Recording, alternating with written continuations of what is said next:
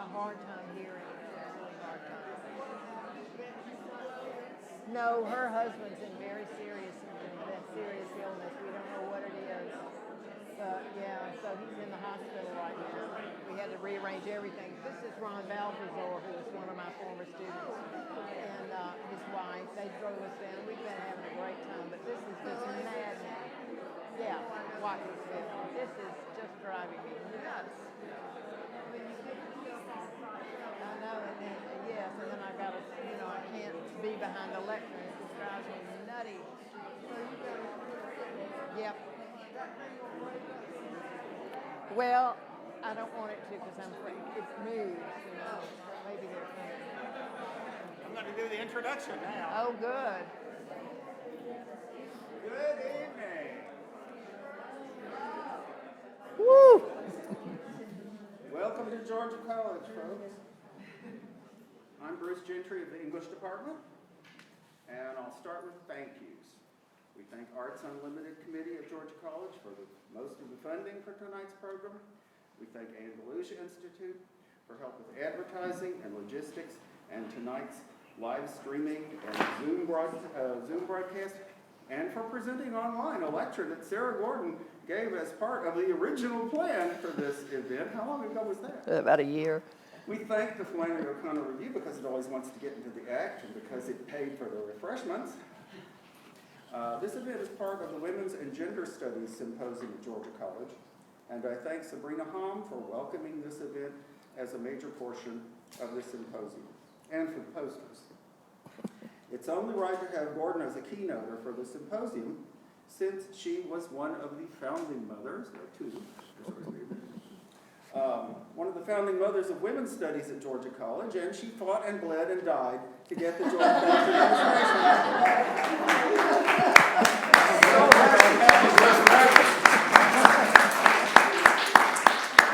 And perhaps most of all, I want to thank Georgia College Special Collections for providing this special stool. You see here, she wanted to be put on a pedestal. Right. They do other good things at Special Collections. COVID has caused delays on top of delays for this event, which we tried to set up a couple of years ago. But here we are at last, and Sarah's new book is out. Hooray. Sarah Gordon is, I must remind you, the queen of Flannery O'Connor studies. She is the author of an authoritative book, Flannery O'Connor, The Obedient Imagination, It's for Sale, and another visually beautiful book, A Literary Guide to Flannery O'Connor's Georgia, It's for Sale tonight too. She edited the Flannery O'Connor Bulletin for decades and then transformed it into the Flannery O'Connor Review. She taught me things about putting on O'Connor events, and her standards are impressively high. She is a wonderful predecessor, by the way, always available, but never hovering. Sarah Gordon is also a damn good poet, and that is the major reason that she is here tonight. Her first book is Distances, and her excellent new book is entitled The Lost Thing. It's published by Mercer University Press. I am personally lucky that Gordon is such a good poet because she retired in order to spend more time on her poetry, when it's clear that she could have kept her teaching job and continued to edit the Flannery O'Connor Review, and then where would I be? I want to thank Georgia College Campus Bookstore for showing up with copies of the books for you to buy tonight. The Lost Thing is a bargain, friends. Gordon is visiting us tonight from Athens, her home since leaving Georgia College, so don't wait, chat with her tonight. Now about the poetry. It is intentional, austere, subtle and mysterious without being obscure, never sentimental. There is pain and joy, love and loss, considerable humor to balance the sadness. The language is always fresh and worked over. The craft is great. Gordon never settles for less. She gives away just as much as she wants us to know, and then she makes us want to know and hear more. We end up feeling like the speaker in her poem, The Signs Followers, wondering what's in that peculiar big box that the shopper brings along for the trip to Walmart. you'll see that she's also a great reader, a model for how a reading should be delivered. The title of her book, as Alice Fryman has said, is perfect.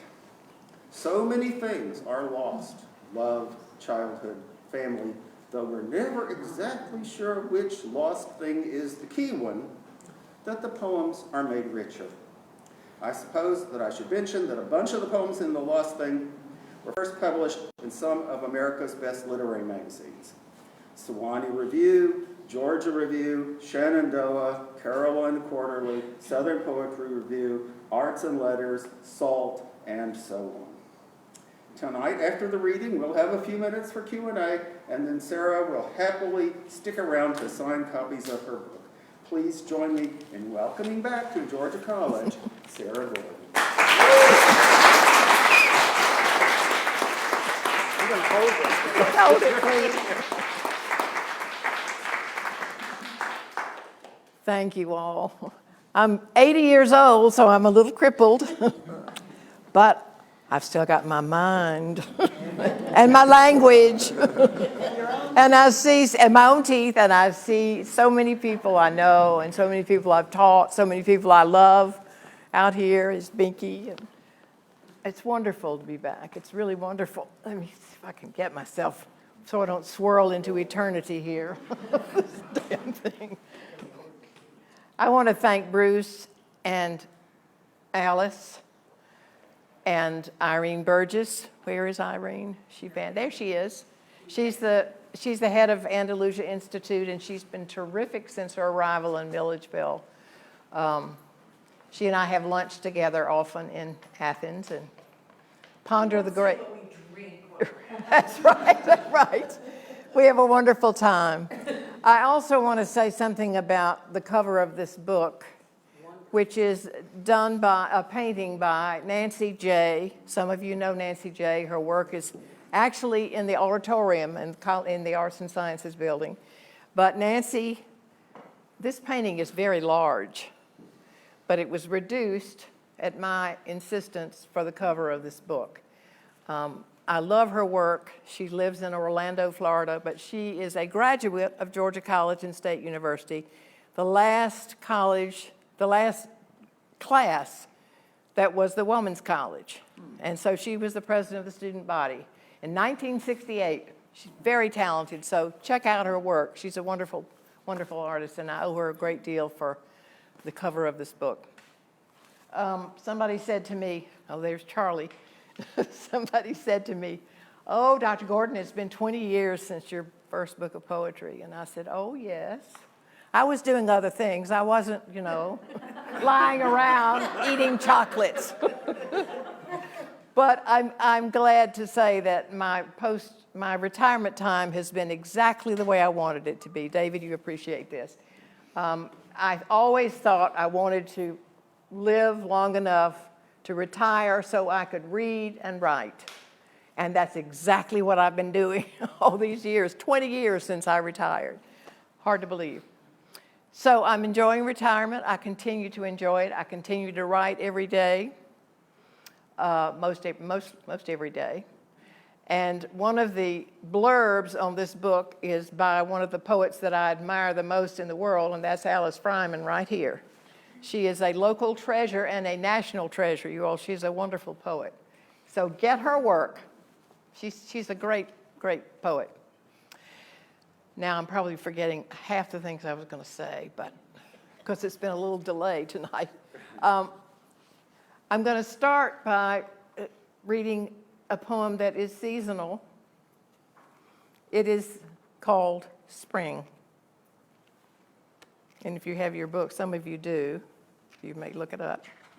I'm going to read mostly from this book. Spring. Now let's hear it for the eye, the gluttonous, lively eye, its rootedness, its fine fibers, from the cornea's bay window through the vitreous humor to that electric thread nestled in the dark inner wall where millions of retinal rods and cones stacked in a crowded closet wait to be touched. The eye eats the scene. Branches beaded in light, the insistent greens, the golden dust at the heart of the bloom, all lines, straight, bent, broken, even that distant stirring that may be life or nothing at all. The eye is a circus trick, the clown's gift of the bucket with no bottom that holds everything. Your mother's seamed brow as she leans over the fence to inspect the havoc the deer have wrought, the garden despoiled, the red-tailed hawk snatching the wren, the spider's single subtle thread, and your lover in profile, considering, you imagine, you and the mortal indulgence of spring.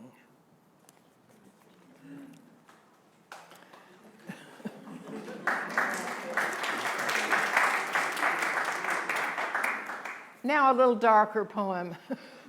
Somebody said, your poems are so dark, and I'm like Mark Strand, somebody said, oh, your poems are so dark, and he said, well, they seem very well lit to me. So this is one of the early poems in this volume, and it is rather dark. In the Valley of the Shadow, you will recognize, all of you biblical people will recognize that allusion. How she remembers years after her mother died, that big lake in her childhood, so wide, her father announced solemnly, you couldn't see across. How that first lesson in unfathomable distance stayed with her, the limits of vision, the senseless deep. Her toe could not touch bottom. How she'd caught on to his little joke and made of herself a containment vessel, settling heroically behind the wheel, fingering the surgical stitches as she awaited the doctor's call, breaking bread with the enemy more than once, sifting through the ashes. Hail Mary, hell, stepping up to the plate. How now, in her old age, the ball of twine swiftly rolls just out of reach. How the glass falls and breaks. And water, so much water, twice or thrice what the glass could hold, spills everywhere, ruining paper and page and carpet and cloth. How there is no such thing as graceful retrieval, no such thing as unremarkable loss. Houses empty like candy jars, scattering their treasures on the lawn. The hole in the sofa is an open wound, the dingy linen folded to hide the primal stains. How cracked those cups that once ran over. How seamed they are, those broken hearts, now permanently out of stock, discontinued like letters, landlines, family. How memory exists without a soundtrack. Unvarnished scenes from a silent movie, rapid fire, endlessly tantalizing. How she clings to that intimate cast of characters, fondly lingering over this one, that one, making alterations, adding color, dialogue, markers, walls. If you're a little over 50, you'll appreciate that poem. Yes. Okay, now we get into the realm of the bizarre. I've always been interested in the bizarre and the strange, hence my interest in Flannery O'Connor. Well, this poem is an imagined thing about a man who feels somehow he is called to be a prophet. He's called to something. Something is calling him. It's a very Southern poem in a way. We have a lot of people who are called. This is called A Call to Prophecy. And you just have to sort of let your imagination go, okay? It's not about me. When he first knew something was wrong, he saw double out of his right eye. And tempted again and again to confirm it, he kept moving his head in that direction, a torturous pleasure, like tongue to gum beneath the aching tooth. Oh, he knew that something was terribly amiss, Everything twinned as though shot through with some potent fertility drug. Landscape piled on landscape. Friends cloned on the periphery, their narcissist dreams come true. Then he began to feel a slight pressure near his left temporal lobe, as though a finger were insinuating itself deep into his head and staying there. Perhaps he'd been reading too much, the brain irritably shaking off all those words as one shakes out a wet rag or a rainy umbrella at the door, or as one would like to slam that door on all the uninvited guests moving through his rooms, coughing, laughing, telling their stale stories, just asking for it, his sharp rebuke. When first he stumbled, he thought little of it, though his palms were raw from catching his body on the pavement, raising himself upright again, believing he'd tripped on a shoelace, some threatening idea. He looked to see if anybody saw. No, but he was stiff for days afterward. Unfolding himself on the soft couch, he knew he needed to rise and walk to prove that he could put one foot in front of the other. That was all it was, at least as far as the bend in the road. Instead, he dreamed of the land, a dry and compromised field stretching into the horizon and planted with plowshares and rusty engines, tongued with green sprouts, thin reminders of life next the cleavage of earth, her wrinkled breasts, her flaccid arms that will not hold this metaphor, that will not hold his dream as he wakes into danger, the sound of water running somewhere. I have a lot of folks in mind when I think about that poem. Some of them are on TV too, you know. Okay, another strange one that I have to read. Some people thought this poem actually was about James Dickey, and it's not. It's called The Last American Tour, and it's about, you know who? Dylan Thomas, right. Good students, yes. So I just am fascinated with, well, let me find the page. I'm just fascinated with the story of his demise, his reckless demise. Well, where is it? Where is it? 40?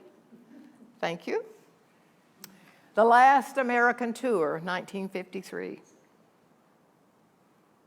The money she wired him would be swallowed in drink, she knew that. But wifely duty or a perverse need to be right made her wire it anyway, because she couldn't be there to slap sense in him or pull his hair, pound him on the back with her bare fists, raging, red-faced and grim. But when they rang her in Swansea to say he'd not waked up in the bed at Chelsea, 19 whiskeys, they said, she screamed bloody murder and got on a plane. At St. Vincent, she bobbled past reception. Is the bloody man dead yet? Getting no answer and no rise out of him, she jumped him in the hospital bed, pulled off by nurses who feared he'd smother in the oxygen tent, that plastic bag of breath momentarily smashed flat. The familiar stinky mouth of her little fat man kept from her at the last by what he needed to live, though he wouldn't and he didn't. And she, fat too, an alcoholic, could have torn him limb from limb. Instead, she cursed John Brennan, said she'd kill him, but was seized and sent to detox while the comatose poet lay dying. Days later, clean, still furious, she packed all the beautiful shirts he'd stolen so damn gleefully from his foolish and generous hosts, spat upon them, and snapped the bag shut. And that's what we call closure.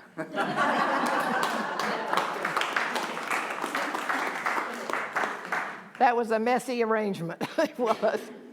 Now, back by popular demand, because I know some of you have heard this poem before, but I'm in Millersville, I'm at Georgia College, so I have to read Aperture's Andalusia, which is still one of my favorites of my poems. Ron likes it too. I do.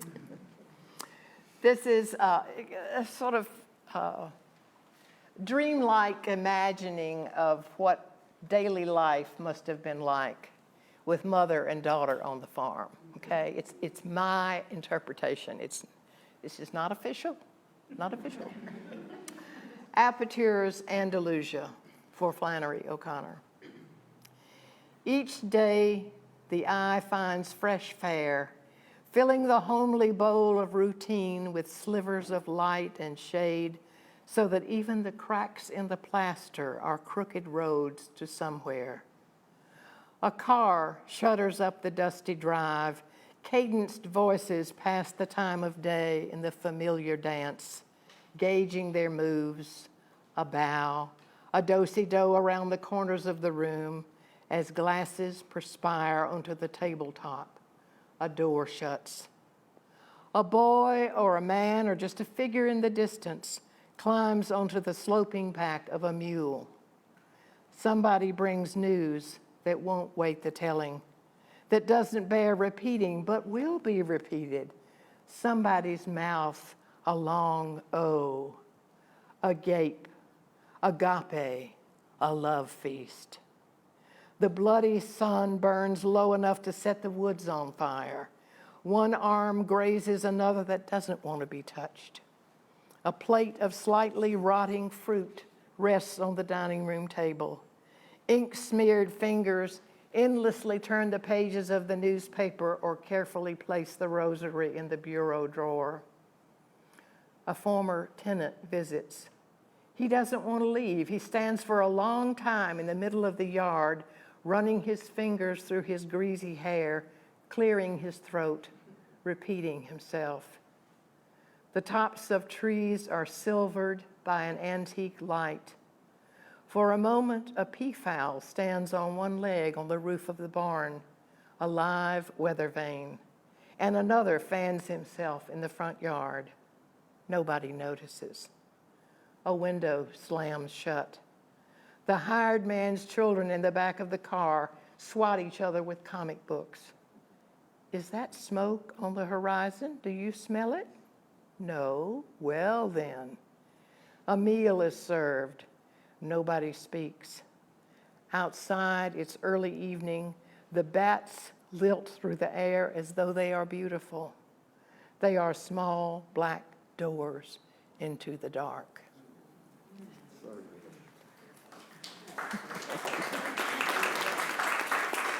It's hard to do that. You know, I've been so absorbed in O'Connor that it's a little bit hard to get the distance for that. I think probably moving away was part of it, getting literal distance. Okay, I'm going to read another weird one. This is about Howard Finster. Do you know who Howard Finster is? Well, if you don't, you should. He's from Summerville, Georgia, and he was a folk artist of incredible vision. And he thought he had been, he had been called by God. So I've always been fascinated with people who have religious visions, Flannery didn't have religious visions, but I'm fascinated with people who feel a call to prophecy, something that pulls them away. So this is Howard Finster. It's called Paradise Garden. He has this place up in Summerville. He's dead now, but in Summerville, Georgia, northwest Georgia, you can actually go and walk around in his place and see all of his biblical inscriptions written all over everything. And of course, his art is in, great museums now. It's in Atlanta, the High Museum and so forth. He's one of the great American folk artists. But that's not what interests me. What interests me the most is, Paradise Garden, Howard Finster. When he was 60, the smeared face on his thumb, he knew to be the call of the Lord, who asked him to put the colorful fragments of the world fallen at his feet back together again, to reassemble assembly, to paint what's lit up or light up what's not, dropping brushes into vats of color, pools of image, jasper, onyx, cerulean, the bloodiest rose, shards of shell, shellac, undiluted Elvis, blanched and blessed Jesus, elephants, angels, tall, wobbly churches, impaling, nailing, crucifying trees and branches. Every time he hit a board with that nail, a wound the size of a mouth or a heart opened inside him, and the word came to cauterize it, searing and sealing the act by which he beguiled his audience, rebuilt Eden, justified and sanctified that little corner of North Georgia where folks take things literally.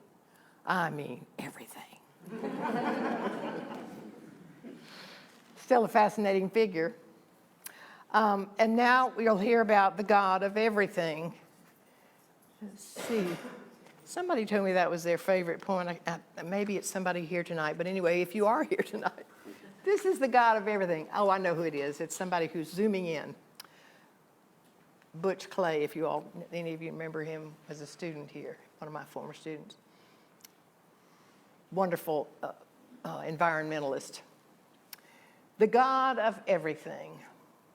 The God of everything asks what you think you know of this earth, her steeps and scarps, her invisible corners, hiding places, holy places, sacred waters, her children rummaging through garbage at the edge of the camp, the cities you'll never set foot in, seas with their fill of waste, dangerous and indestructible, troops staring into bright death and moving toward it, slaves knee-deep in the swamp, ships with places to go, assignations you'll never be asked to keep. A mother sheltering an umpteenth child against the blistering wind, a large plane scrolling toward a crash, fireflies, fire lanes, languages you won't learn or be expected to learn, acronyms, megabytes, torts, legal precedent, minus numbers, real revolution with banners and blood, abdication, curses, illegitimate this and that, rights of succession, possession, the pusillanimous guarding of the horde, pimps, proteges, books of fine print and power you manage not to read, coffins lowered, ashes boxed, boxcars callously loaded with aliens clacking toward encampment and slow death, the conveniently averted eye. The tearing of the hymen, the ripping of the shroud, forgiveness, absolution, the reconciliation of opposites, of enemies, of colors, of sexes in one body, the body engendered or not, tipped one way, another, transported, if you will, to safety. I don't understand it either. Okay, I'm going to read a couple of new ones that are not in this book, and then I'm going to finish with one poem from the book, and then we'll have a little Q&A. I've been working on some new things, and my old Catholic weird predilections have stepped forth. So I'm writing this little series, and I'm going to read you two of them. The first one is about Flannery O'Connor, as you might imagine, my Catholic nemesis. I joke with Flannery O'Connor about the Trinity as we cross the field to the fence. Two's company, three's a crowd, I crow. Triangle, equilateral, and the Holy Spirit, is that like putting a bounce sheet in the dryer, capturing all the electricity? She's wearing that wide-brimmed straw hat, frayed, keeping her face safe from the sun. Saving face, I think, wickedly. Still, she's patient with my foolishness. I hear myself gracelessly posing my questions, saying something one way and then another, as though trying on a glove of one size, then reaching for something looser with more give, as she bumps along on the aluminum crutches, likely savoring our distance from the house. I want to say, watch the ditch. May I help? But my words are trapped in my fear for her, my fear of her damned sufficiency, complete, entire. Okay, so The next one is in this Catholic series too. Sandra, you'll appreciate this. I seek an audience with the Pope. I seek an audience with the Pope. Not the old one with the scarlet shoes. The new old one of the falling face, generous grin. He who's always cloaked in Cloroxed white like a fresh cloud over us. He carries his own bags upstairs, clump, clump. Slowly, methodically, his scuffed Oxfords run down at the heels. An audience, you say? Audiri, audientia? I will be the small soul before him with all my questions queued up, bumping into each other like thirsty children at the water fountain. Kindly, he seems kindly, and won't take his eyes off me as I climb down from this tree, scraping my knee, calling to him, Father, Father. Okay, the last one I'm going to read is one of the last ones in the book. It's my idea of a kind of afterlife that we need to think about, okay? You know, the Greeks had this notion of Elysium. And so I've taken away an idea from that. And this is, imagine yourself in the Elysian lounge. Okay, that's where you are. This is called In the Elysian Lounge. Beyond the western ocean at the end of the earth, beyond the veil of sunset, he and she and you and I and everybody we've ever known or believed we knew or even wanted to know will call each other by name and sit down together to share lifetimes and love lines, all of the misery and joy that underscores the quotidian. We'll be still, attentive, at ease in our fleshless selves, asking and telling, spinning at will in and out of time and the stunning wonder of our days, admitting the schemes we used to hold life fast, those walls we built, the corners we cut, the hurt feelings, the blind eye and callous word.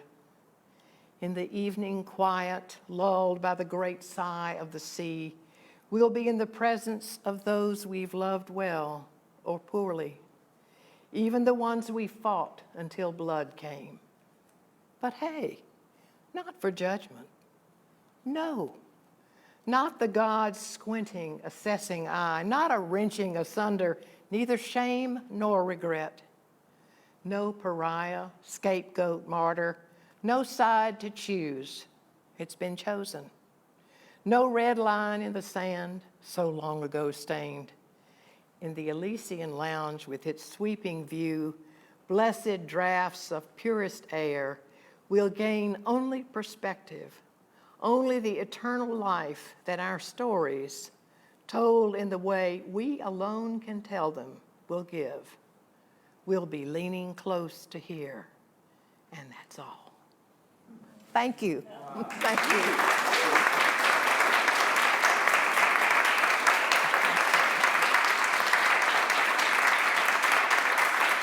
So we're going to have Q&A. Yeah, If you all have any questions or comments or exhortations or pleas. Yes? Do you have a specific place where you go to write in your home? Yes. I have a chair that's kind of like a hornet's nest. I mean, it's where all my stuff is, you know, around my comfortable chair, my reading chair. And so that's where I make notes and often sit with my computer. I used to think I could not write on the computer, but Lord, I'm a child of the 21st century. I'm now able to do that, and it's almost scary because you have to be very careful when you do that, as I said in that interview with you, Charlie. But then I go into our study. Betty and I have a study together. She has one side of the room, and I have the other side. And I clack away. Yeah. But, I mean, you know, poems start sometimes when you're going to sleep or in the middle of the night or whenever they come. You have to be, as Flannery said, you have to be ready. You have to be ready for the muse. You don't just go out and, forget that you have here's the dirty word, discipline. As a writer, you have to keep practicing. Somebody else had a question. Sarah, speaking Yes. of the muse, do you have any surprise inspirations, things that, we wouldn't imagine? Connor, yeah, we understand, but anything that maybe surprised even you? Oh, yes. Oh, I'm interested in everything. And I read the New York Times every day, the paper version. I love it. I mean, it's like I'm spoiled rotten now. I live in Athens. I can get it every day. And I'm like Flannery in that sense. I love reading the newspaper. I love the weirdness of it all. You can see clearly, I love the strangest stories. And even a line in a TV commercial will get in this head, and I mean, you can tell if you look at the table of contents in this book, you can see I've got Howard Finster, Dylan Thomas, some other folks too, Flannery, Van Gogh, thinking about a painting of Van Gogh's, the ones with the crows, yes. So, just anything. And your childhood, of course, is a real vast resource for you. I see one of my former students walking in the back door here, creeping in, Mr. Ken Vance, you all know him. The old deputy sheriff, Mr. Deputy Dog. Good morning, Bill. I'm with you. So you missed the reading, but if you have any questions out, yes, sir, you got your book. Good for you. So other questions? Come on, you guys. I know you have. Martha. I want to tell you something strange. You don't already know that it was strange enough. When I took all of Sarah's classes that she taught, I was exposed with 3 children under 2 and a half. And Sarah, you'll be so dear to me because you always let me bring them. I sat outside the door and terrorized everybody because I couldn't afford a babysitter. And later on, when I was teaching over here one night, and I was teaching an O'Connor story, and I said, and I asked them what was the motif, and Christy jumped up and said, Your child. So bad. Yes, the worst child. She said, Dr. Gordon said a motif is not like motif. It's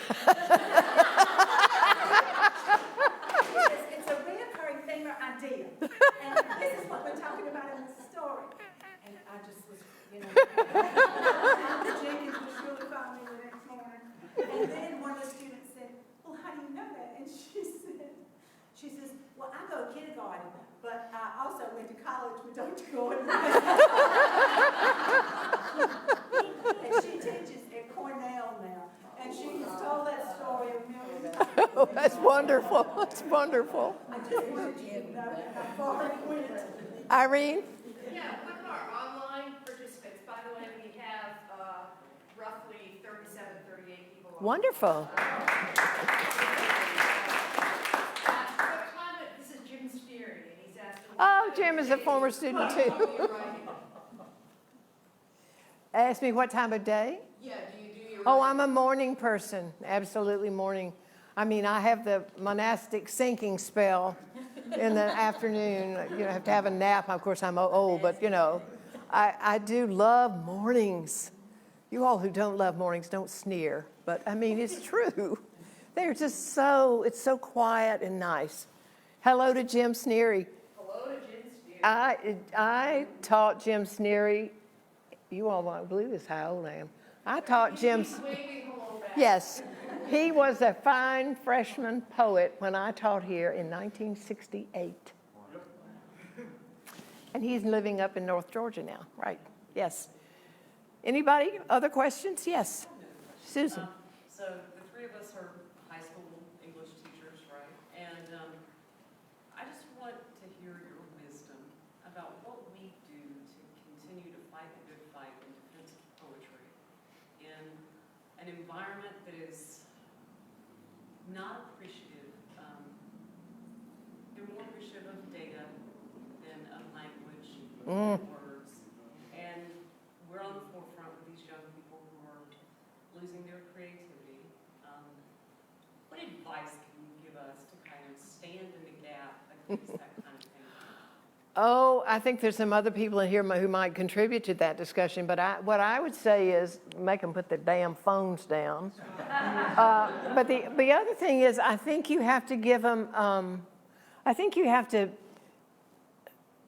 cheat a little bit and start, if you don't already do this, you probably already do. Give them some poetry that is contemporary, that draws them in. I mean, it's kind of like, just hold the carrot up.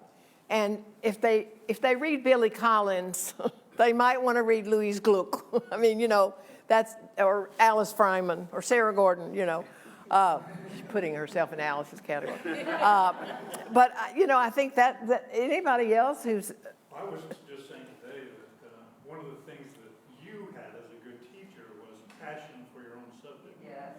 And loving your material. yeah. And it sometimes shines through in a student.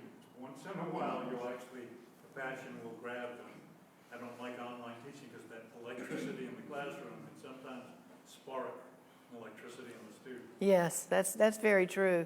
So, stand on your heads and gargle peanut butter, kids. Get on with it. It's tough. I know it's tough. And I have, I've taught so many teachers in summer school, and some of them are here, but I've also taught you all, and I know what you go out into. I know that. And Sandra Worsham's here. She's a master high school teacher. She's fought the fight. There's Shannon Davis. she's over at GMC. She's doing good work. So you just have to keep holding the line. I mean, I wish I had some wisdom from. A lot of it is attention span. Poetry demands contemplation, and you have to pause for a while. And the modern temperament is ding, ding, ding, ding, ding.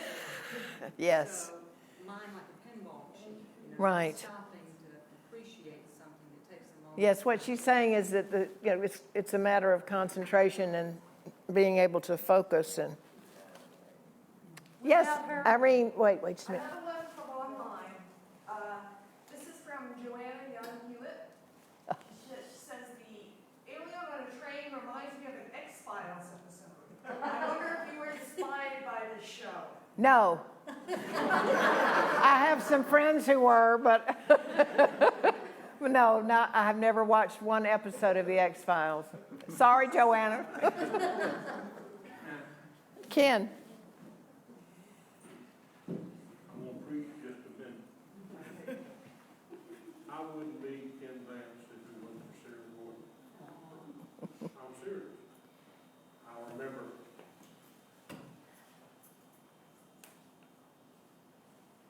those days over there in that long classroom. And I remember I voted for Jimmy Carter because of Sarah Gordon. He's a Republican, too. I rode all the way to Reagan Gap, Georgia, in a '54 Chevrolet. And back so I could be back to class in the morning because Sarah Gordon told me that's what I could do. And aren't you glad you did? Aren't you glad you did? Yes, I did. Yes, I am. Yes, I am. But I'm a Republican now. I'm running for a state house office, but I'm running on the Sarah Gordon conservative ticket. Okay, comment on that. I don't think I'll go there. And she probably wouldn't vote for me. But let me tell you this, the question I want to ask her is the question she asked me many years ago. She said, why? Why? You're writing this stuff, why? Why? And that's a question that you need to pose to your students. Why? It's a way of expression. And I'm not real good at it anymore. I mean, I wrote a book and she told me all your poems are 30 years old. and she was right. She was exactly right. I can't do that stuff anymore, but she had. I don't think you can be a poet and a Republican at the same time.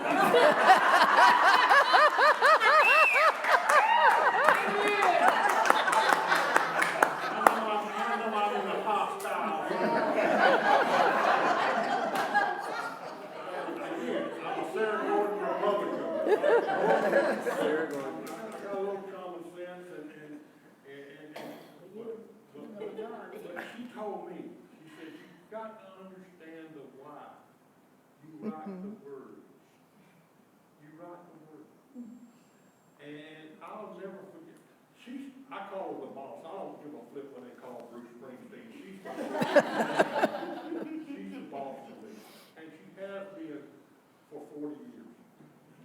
And I want her to tell y'all why you write. My opinion, you write because you have to. You have to. You gotta put it somewhere. You either put it in a liquor bottle or on a piece of paper. And I put it in both places. Well, one of the things I would say about writing is you have to, it's a matter of your own sensibility and wanting to make a statement about the world as you see it and wanting to present your perspective. And sometimes it's very complicated. Sometimes your perspective is contradictory or it's multi-leveled. Often it's multi-leveled, as you can see from some of these poems. And I think to record that is to add to our humanity, to make us more really, truly, in the best sense, human. And so I've always, since I was in college, I was writing short stories. I did a short story collection. And then the whole time I was doing that, I was writing poetry on the side, And one of my advisors said to me, when are you going to turn to poetry? Your prose is so lyrical. And it was like I was given permission to write the kind of work I wanted to write, which is complicated. And I hope, reflective of the strangeness and the mystery of human experience and human love and human exchange. So that's the short answer to your question, Ken. Yes, Nancy. I want to ask if you have any idea how much influence you still have in this place. I have two rows of students here who have heard nothing but the greatness of Sarah Gordon. How thank they you. forced me to change my carpet in your old office. I kept the coffee stain. So they are here because, I won't let up, they are here because you are such an inspiration still in your life and work and influence on me and everything I became. Oh, I feel like I'm at my funeral here. I was going to cry at you. But just the influence you had on me when I was a very lost psychology major. She's a wonderful teacher now, too. This room is full of wonderful teachers. You put your arm around my shoulder and said, you need to be literature, and here I am, and here they are, and their children. Good to have you here. Yes. Do well. Writers, Read. of Georgia College, right here, these people. Keep reading. So glad you're here. Really glad you're here. Anybody? Oh, there's one. The title, The Lost Thing. When I'm hearing you read, I don't feel that anything's been lost. Can you talk about Yeah. the title? Some of the blurbs that are in the front of the book sort of delve into this, and I think Alice and some of the other people who wrote about the book get it, which is that it's about the lost thing. There's a poem, the title poem is The Lost Thing, but I don't think it's the best poem in the book at all, but I think it's, you do? I do. Oh, good. But the idea of it is that it's not just the car keys It's not just the love letters. It's not just the moment that went away. It's the fragility of all of life. And we hold on to this moment right here, right now. But we've lost it. And you, all of you who are over 30 know, and some of you guys will that you lose. Life is loss and some retrieval, but it's loss. I mean, it's tragic. It's beautiful. It's tragic. So I think that's what I'm trying to get at. And I think these poems are kind of sad. I mean, many of them are, one of Betty's friends wrote her and said, these are such depressing poems. and so be it. I mean, I'm sort of like Mark Strand. They look pretty well lit to me, but, Yes, Irene. All right, Brian Hine, who's joining us from Facebook, asks, can the process of writing still frustrate you, or have you passed that now? Oh, no, it's frustrating as hell. No, it's very frustrating. Hi, Brian. I can start a poem.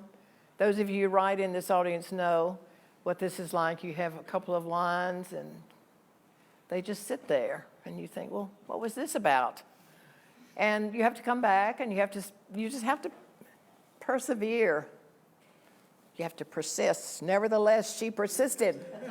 and so, yes, it's very difficult. Some poems are easier than others, though. Some come to you as though, God, I don't want to say vision, but some of them do come easily. The Flannery poem, probably because I knew the particulars, Apertures Andalusia, came fairly easily, but others don't. They just don't. You've also had a request for An an encore. encore. Okay, I want to read you this poem about Andrew Wyeth. Okay, so this is a poem called, just happened to have another poem here. This is a poem that I wrote recently. It's about, Andrew Wyeth, a wonderful, I love his work. But this is a poem about his windows. You know how he does his windows? It's called Wyeth's Windows. A window interrupts a wall, casts an eye away.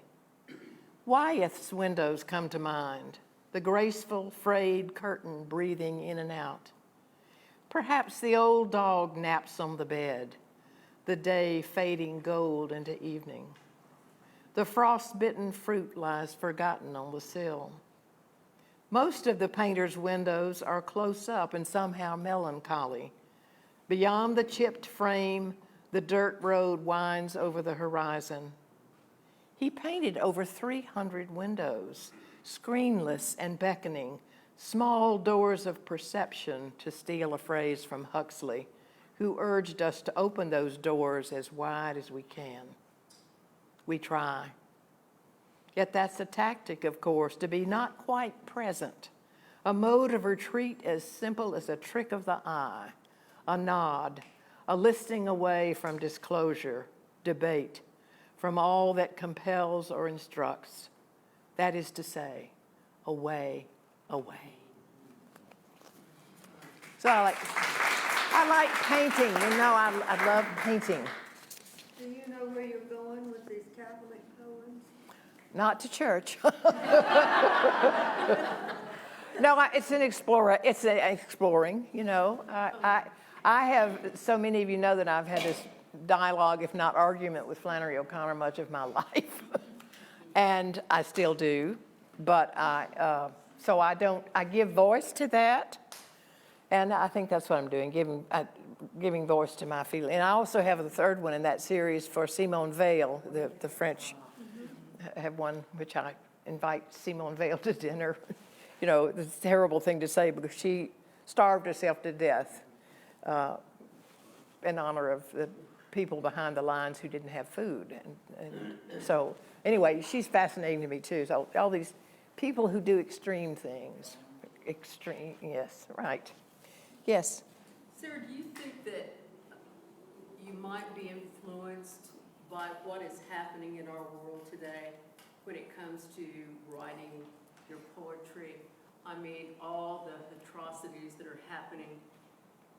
Oh, yes, I think so, but not in specifics. Okay. It's all too horrible. It's really horrible. So what I do and what many poets do is to focus on something that seems to be emblematic of a larger situation, like the situation in Ukraine or whatever. But you can't take that all in a poem unless you're going to be Milton and write Paradise Lost or something. You can't do that. So I try to find something, as T.S. Eliot would say, the objective correlative, something that opens it up so that makes you think about maybe what's happening in Ukraine or the murders on the subway or, the shooting on the subway, whatever. I want you to sign my books. Okay. Anybody else have any questions? We have Sarah, I get the lostness. I got it throughout the Good. whole book. Yeah. But one thing that I thought I detected, particularly, I think a wonderful example of what I want to emphasize here is your the title, The Elysian Lounge. I mean, that's like saying, screw you. This is a lounge. This has dancing girls. That's right. One of those in Milledgeville.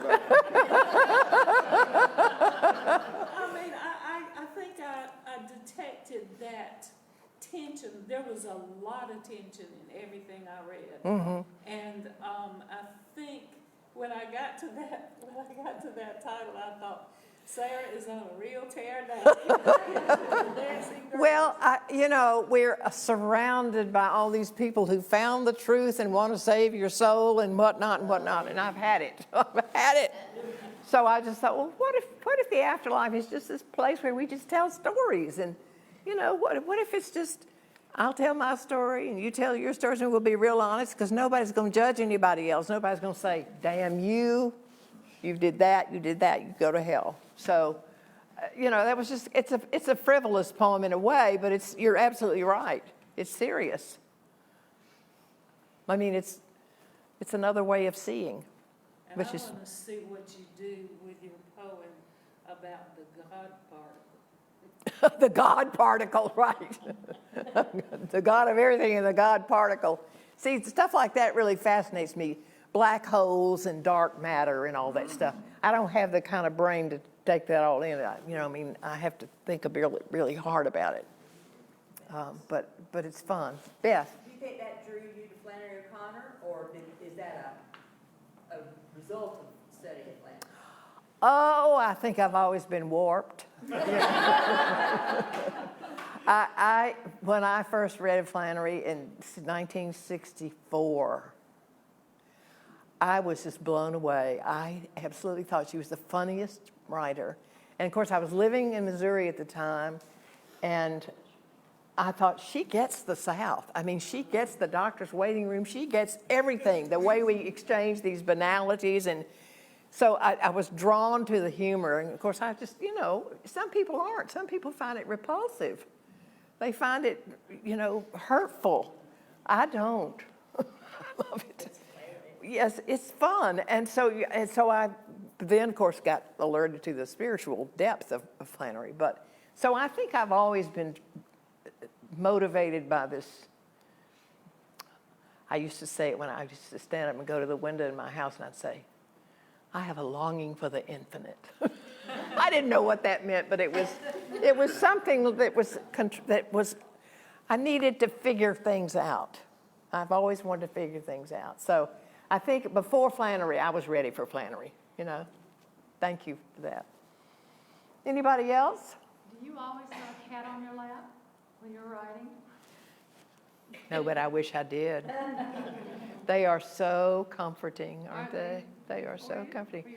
Yes, we have 2 cats, Mab and Maeve. They are both, see Hetty back there, my cat friend, one of my cat friends.